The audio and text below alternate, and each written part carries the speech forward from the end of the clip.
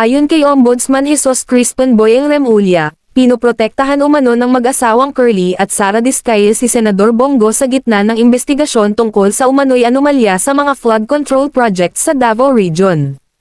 Sinabi ni Remulla na, selective, o piling impormasyon lamang ang ibinabahagi ng mag-asawa sa mga investigador, at tila iniiwasan nilang ilahad ang mga detalye na maaaring magdawat kay Senador Bongo.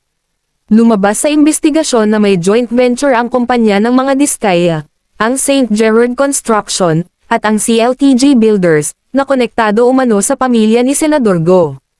Ayon kay Remulla, umaabot sa halos 800 na milyong piso ang halaga ng mga proyektong ito, isang bagay na maaaring lumabag sa mga batas ukol sa prohibited interest o conflict of interest sa pagitan ng mga negosyante at opisyal ng gobyerno. Matapos hindi mapagbigyan ng kahilingan ng mag-asawa na maging state witness, tumigil umano sila sa pakikipag-cooperate sa Independent Commission for Infrastructure, ICI. Sa kabilang banda, mariing itinanggi ni Senador Bongo ang mga paratang, sinasabing wala siyang personal na koneksyon sa mga Diskaya at handa siyang sumailalim sa anumang investigasyon upang patunayan na malinis ang kanyang pangalan. Ikaw kaibigan, naniniwala ka ba sa mga sinasabi ni Senador Bongo?